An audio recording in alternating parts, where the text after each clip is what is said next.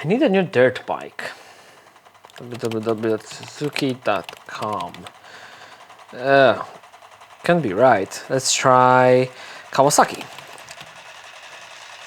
Maybe Honda? Oh, Yamaha. They had something, right? Wait, no E-Start? What the fuck? Yeah, shopping for a new, innovative, high-performance enduro bike these days while wanting to keep my loyalty to the Japanese is getting extremely hard. Especially in places like Europe, where any new bike has to satisfy the latest regulations with no grandfather clauses added in. In the past, going Japanese was a guarantee of performance and quality. You knew you were getting the top of the line, but nowadays you still get the quality without that much performance. It's legit hard to justify buying a non-Euro dirt bike. But this didn't used to be the case, so what happened?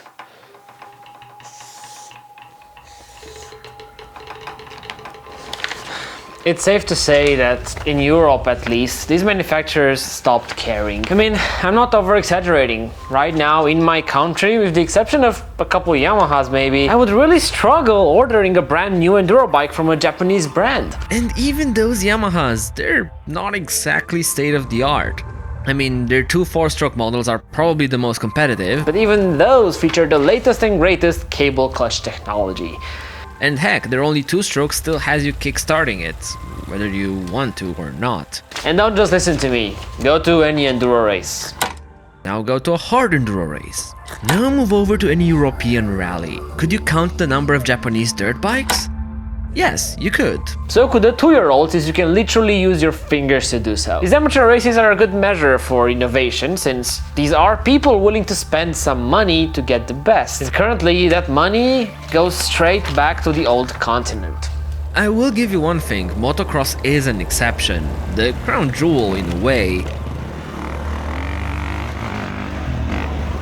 Here the European domination hasn't set in quite as hard, but in any cross-country enduro-like setting, they've taken over.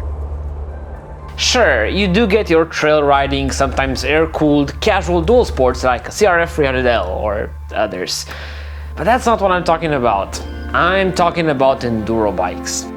Silent night, holy night. Dear Santa, I've been a good adult. All I'm asking for is an updated enduro built in the land of the rising sun. I'm asking for a light hydraulic clutch. I just want some updated ergonomics, something that feels more 21st century. Something that has a magical button to allow the engine to roar into life by itself. A smooth, counterbalanced 2-stroke engine. Something that doesn't require 1200 socket sizes to take apart. And something that's not European. What happened here? Was it incompetence? Was it the competition getting too good? Or maybe, just maybe, was it a problem that goes deeper than these individual corporations? That word right there, corporations. It's a pretty good place to start at. You see, we have to realize that in the case of these giants, high-performance enduro bikes represent a small fraction of their lineup. In fact, as long as it's not a sub-300cc Honda Cub, it will probably not be a major revenue generator. And if this looks bad, it gets even worse. Because these aren't purely motorcycle manufacturers either. They build anything from ships to pianos and probably male pleasuring toys if we look hard enough. Okay, maybe not the latter. But the point is, suddenly, enduro bikes don't really matter anymore. And if you're a top-level exec, justifying resources for one of the smallest niches you offer can be a tough proposition.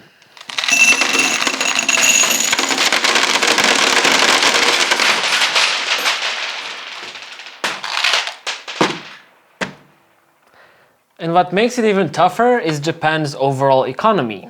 A lot of Western countries have fluctuated in the past 20 years, but not Japan.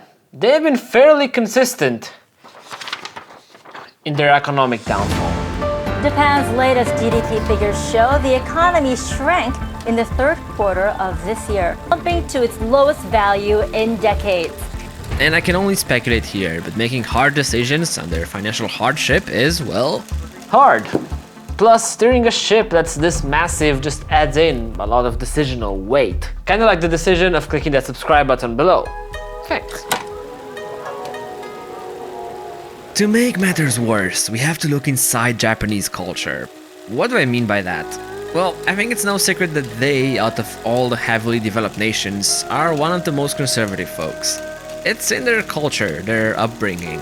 Look, focusing attention on developing new technologies from scratch for dirt bikes is not a simple decision. It's risky. Sure, it can carry a big reward, but at the same time it carries its own challenges too. We have a society that's really afraid of change, a society that's been on a constant financial decline. You can kind of see a trend here.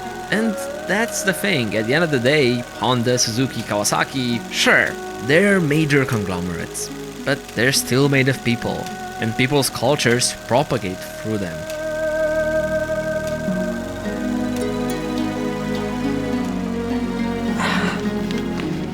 At the end of the day, every large manufacturer is led by a person, a CEO. And I think there are some fascinating parallels to draw here. Let's take some European bikes. Stefan Pierer, CEO of KTM, said this in an interview.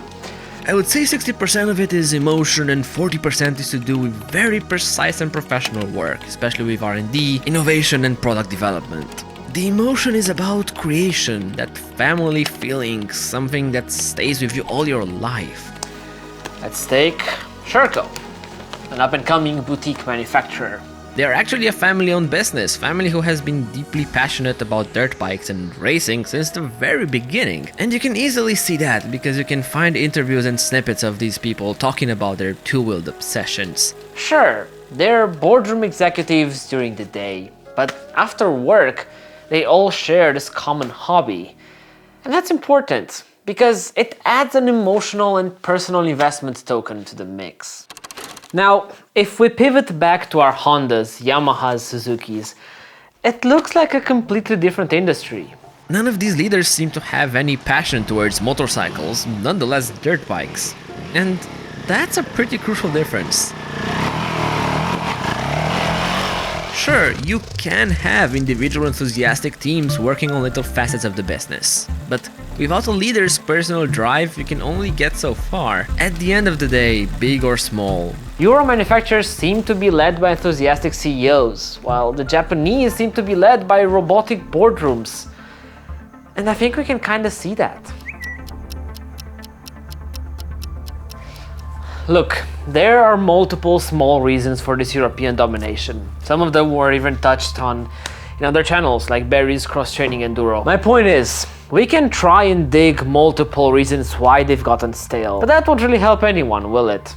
I think it's important to draw an alarm, because the more the time passes, the less likely it is we'll ever see a competitive Kawasaki enduro bike again.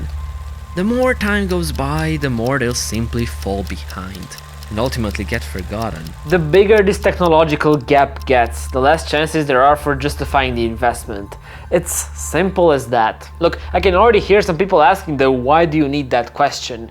Why do you need electric start? Why do you need hydraulic clutches? Why do you need something better if you can't get 100% from the old machines? But then my question is, why would you want a new Japanese bike when the 10-year-old one is exactly the same? Sure, it could save you some money, but that's a surefire way to make the company never want to build new ones. There is this argument that having a better, higher performance bike won't make you a better rider. And it's ludicrous to me, because it totally will.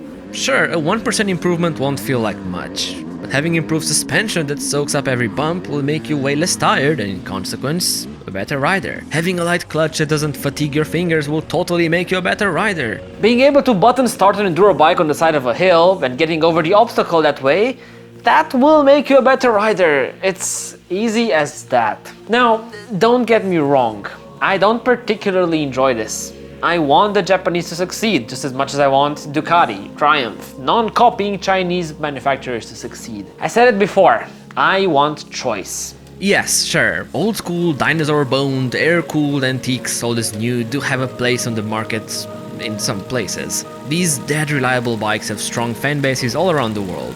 And I get that, but let's not call that innovation. Nobody has ever progressed an industry by building the same thing for 30 years. And we need innovation. That's how crucial systems like ABS, fuel injection and others came into play. What hurts is that at the end of the day, these Japanese conglomerates are led by people. And they're not stupid, nor blind. There's no doubt we lost our mojo, our way as an engineering company that made Honda, Honda. These were the words of Takahiro Hachigo, chief executive at Honda. You can see they're not happy about the situation. While this doesn't help in the current moment, it does give a glitter of hope. Because the first step to solving a problem is realizing that you actually have one. And I think they're aware, and that's good. Now let's just go over to step number 2. Thanks for watching. You might also enjoy this video on the reasons another big conglomerate, KTM, bought up other small manufacturers. Until next time, have a good one.